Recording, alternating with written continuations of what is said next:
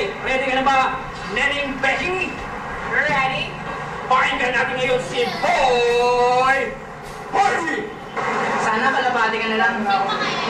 Bakit? Para sa tuwing papalakpak ako, lalapit ka sa akin. Ay, sabay! Pakinggan naman natin ngayon si Boy Cobra!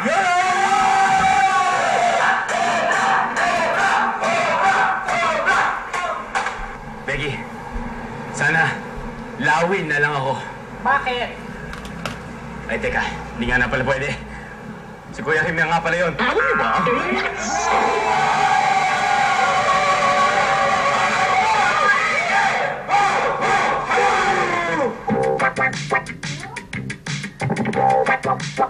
Hola, Granola. Your Pinoy boy, Mikey Bustos, her again. Tired of me yet? I hope not. Guess who's your new bird tutor? It is me. Do you recognize this kind of bird? This here is called a homing pigeon, also known as a carrier pigeon. It has been used by people as far back as 3,000 years ago. Ang tagal, no? The process of using pigeons to deliver messages is called pigeon pose. Correct ka dyan, parang Mikey. Di ba napakinabangan pa ni Noah ang pigeon o kalapati para malaman kung may nalalapit ng lupain? Atong World War I, ginamit sila para magdala ng mga importanteng intelligence information. Pigeon Post was the world's fastest communication system noong Dark and Middle Ages. Hanggang sa naimbenta ni Samuel Morse ang telegraph noong 1844. Aha! Sabi nila, if I clap, they will come.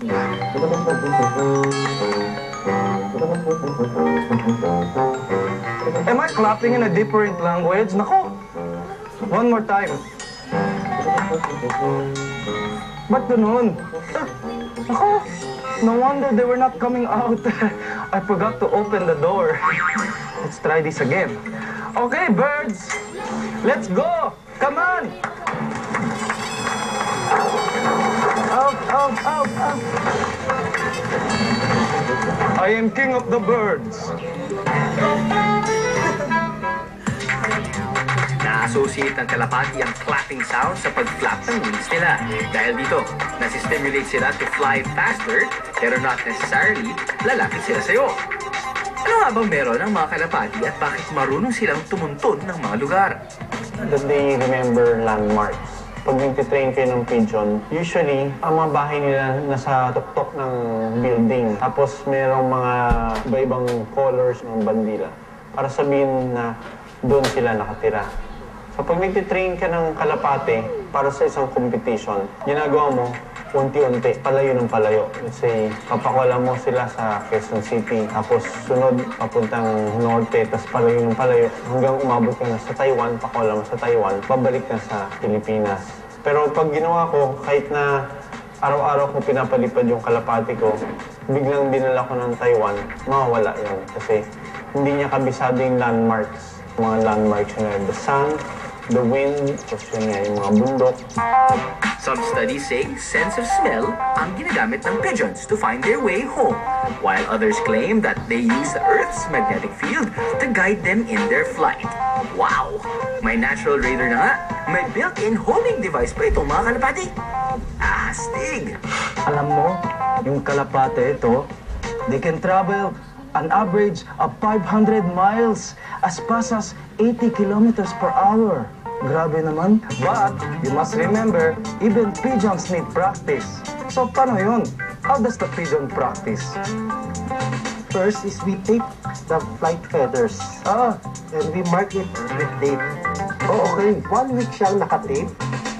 Then we train them how to Climb a ladder. Oh, wow. The first trick. The process is hold the pigeon's wings. Ganito. Oh. Then let them parang nagpa-bite on here. Oh, okay. Wow. Go. Climb. See, and even his friends here can cheer him on. Yay! Ang galing. After 1 week, tinanggal na natin yung kanilang tape. Oh, okay. Wala nang tape. Then, itry na natin silang lumipad papunta sa kanilang home. Oh, I better get out of the way. Yan, itry muna natin. Oh, dapat guide. I see. Good work. Okay, I will try to do it further. Let's see if this one will do step 2. Go! Yay! To the right! To the right! I have to guide. Dapat guide. Yan. Oh, alam nilang nandun yung bahay nila, alam nilang source of food nila, tapos if they have a mate there, mas mataas yung chance na babalik sila doon. Okay, pigeon tutorial. Check.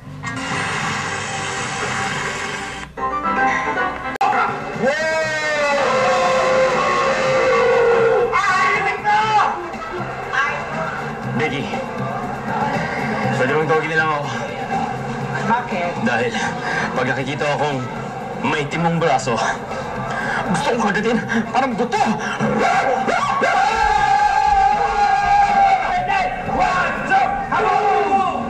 Mga kaaha, today we are going to explore animals that I have been with my whole life. Dogs! Woo! Ang mga o ang dogs are subspecies of the gray wolf na galing sa Canidae family ng Animal Kingdom. In the Stone Age, humans started to bond with the wolves as they pick them as cubs. Dahil parati silang kasama, pag nag-hunt sila. At dito, nag-change yung character ng aso. Isa sa mga physical characteristics ng nagbago from wolves to dogs ay ang kanilang tenga. In the wild, wolves were always on guard kaya parating nakataas ang kanilang mga tenga. Nang madalas na nila ang kasama ang tao, medyo nag-chill na ang mga wolfies kung kaya't nakababa na ang kanilang mga tenga. When they bark, what is the meaning? When they bark, there's a lot of meaning na naibibigay sa barking ng dogs. It can be an alert sign, it can be warning, or it can be an excited, or they want to play, or they want something. Depends on the tone of the bark. Kung sa tao naiiba ang tono ng pananalita, aba, sa dogs din may ibig sabihin ang tono ng kanilang tahol. Ang gentle bark at excited na pagwag ng tail means they're welcoming you. Pero beware, once tumayo ang mga balahibo nito sa likod at nagsusunod-sunod na tahol, that means he's an angry doggy. Dog can bite because they're fearful. A dog can bite because they're territorial, and a dog can bite because they're even if they're excited, they can also bite. A dog biting may also mean na takot sila. Bukod sa napapapupu sila at napapawiwi sa takot, biting can also be their defense mechanism. Pero kapag tinidilaan ka na nila, maging happy ka na. Once a dog licks you, the dog trusts you being the owner or being in the same pack. Another thing is yung licking for them is grooming. Ginugroom nila yung isa't isa. Bukod sa pagiging social animals, sinasabing may damdamin at na-hurt din ang mga dogs. Akala nyo ba mga jowa nyo lang ang seloso o selosa? Gayon din ang man's best friend. Kadalasan nagsiselo sila kapag may bagong dinadala o pinapakilala ang kanilang master. Pagka tinawag mo yung isa, hindi mo hinawakan yung isa, they'll show their jealousy by attacking the other dog. Sa dogs, hindi importante kung mas masarap ang pagkain na ibinibigay mo sa isa pang dog. Ang gusto lang nila, equal o pantay na atensyon. Pero what's more amazing is, hindi lang feelings meron ng dogs. Meron din silang kakaibang instincts. I give you Misty, the seizure alert dog. Si Isaac is already 10 years old. He's non-verbal kasi he's aggressive, low functioning siya, no? I was in the, I was in the bathroom. Tapos, iyak siya ng iyak sa door. Ganun siya. So, akala ko gusto niya ng water. So, binuksan ko. So, dapat, ganun. So, dumidiretso na siya. Sundan ko siya. So, yun pala yun. Well, Dr. Doggy is in. Pero, how is this possible? Not all dogs can detect a seizure. But if you have been very close to the dog, you're not caging the dog, you allow the dog to be a part of family, then they know your routine. They start to have a twitch. They start to become uncoordinated. So mag-warn na yung dog na you better take your medications or they're going to call the family member para malalayan yung taong may epilepsy. So, I believe they can smell the chemicals in your body. Kaya naman kampante ang mga magulang ni Isaac dahil alam nilang makapaghahanda sila bago atakihin ang kanilang anak, lalo na sa oras na nakakaranas ng violent seizures.